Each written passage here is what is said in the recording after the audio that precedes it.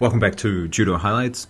So I learned something interesting the other day, and that is, before this loss, Abe Hifumi had a win streak that was 52 wins long. Ono Shohei, he also had a similar win streak, and maybe I'll cover that another day, but here it is, the loss that broke the streak, 52 wins. So we'll go back in time. Before this was the contest here, the last time that he lost. Now he has lost in the team events before, but this win streak is only against people in the same weight class. So it started here at the 2019 World Championships after that loss to Maruyama. And then he came out and won against Lombardo. And this was for a bronze medal. So that's 51 more epic wins to go, guys. And there were some great techniques. You'll see Abe Hifumi's judo change a little bit. We have to remember this here, this is 2019. And so 6 years of judo. Definitely things are going to change over that time period. And of course, he won 2 Olympic gold medals in that time period. Now we will see some interesting stuff. There is a sequence, a throw that he does in this next competition here. This one here, which is the Grand Slam in Germany. And it is in the final after these nice couple of throws. But you'll see kind of the setup that he was looking for against Dezebov, where he did eventually get countered. People were kind of wondering, why is he going for an Uchimata? But it wasn't an Uchimata. He actually does kind of enter that way a lot when he sets up his Ogoshi and also his Ochigari. Now have a look at this throw. I don't think this was a score, but still a really nice highlight. And how about this from Abe Hifumi, this kind of grit and power. I don't think he would be doing this these days. I think he would take kind of a safer route, but such power. Now this is what I was talking about, this entry here. See how he attacks with the Ochi and kind of gets in that position where he just kind of leaves his leg in the middle there between his opponent's legs. So that's where Dezebov countered him, and I will show you guys that counter one more time. So here he is, goes in, puts the leg in there, but Dezebov picks it up, and you can see here in the same situation, goes in with the leg, and then he switches to the Ogoshi. So I think that's what he might have been looking for in that contest against Dezebov, but Dezebov just beat him to it. And a beautiful counter. So this is 2021 now, and this was a KO, and it's not often you see KOs in judo, but it does go to show just the extreme power that Abe Hifumi has.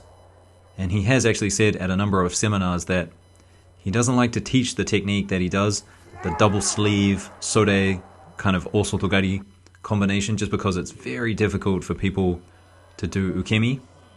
And sometimes, you know, accidents like that happen. Now you'll notice the gold back patch on Abe Hifumi's back. That's because the Olympics happened before this contest.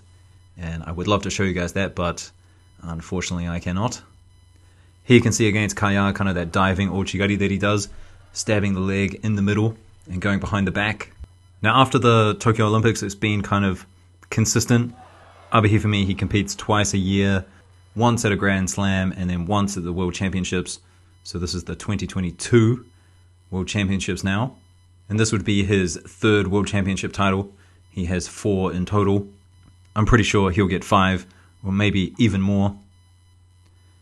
Now this is a interesting score. I'm kind of surprised they gave it to him. But against Imomali, kind of an interesting rivalry that developed between those two. And Imomali almost won against Abe Hifumi in the Paris Olympics because he almost sent him to the doctor, the injury doctor, 3 times. And I think if you get to 3, they just cancel the match and say, you're off, you're too injured, and you can't continue. But Abe Hifumi, he knew that, went off the mat the 2nd time, came back on, and then he just went for it and got the score in golden score. But anyway, the finals of this World Championships 2022 was quite interesting. Maruyama against Abe Hifumi. And Abe Hifumi definitely got away from Maruyama around these years. Started to win all the contests, and you can see here with the score. So Maruyama, he did have that red back patch just because Abe Hifumi didn't compete at the World Championships in that Olympic year.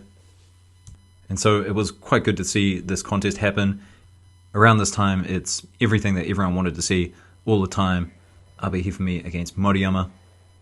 Now, interestingly, Abe Hifumi didn't compete at any Grand Slams before the World Championships the following year. So back-to-back World Championships. This is 2023. And he did take gold, of course, at this contest as well.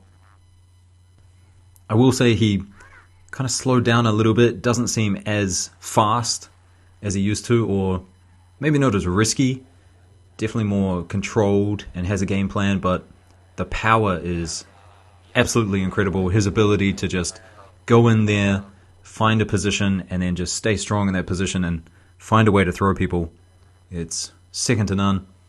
Now Abe, he definitely gave us some great moments. I mean, look at this against Kaya. But the final again against Moriyama, and about this time Abe Hifumi had this strategy where he would just win with Shidos against Moriyama. I think he was over it at this point. But anyway, the next time we saw Abe Hifumi was at the Tokyo Grand Slam at the end of the year, and it was another fabulous performance by him, throwing a lot of his opponents by ippon. And it really is just quite surprising how many times he's done these techniques, double sleeves, osoto sode, and people just, they can't figure it out. They think they can, and he just finds a way to get people on their backs. Have a look at this ippon against Piras. This is crazy. To be able to stop and throw someone like that, absolutely amazing. Now, we didn't see him against Moriyama at the Tokyo Grand Slam, but we saw him against Yondon Pierenlai. And if you've ever seen Yondon Pierenlai against Moriyama, it is a brutal battle. But just the way Abe Hifumi was able to easily dispose of him just really showed that Abe Hifumi levels above.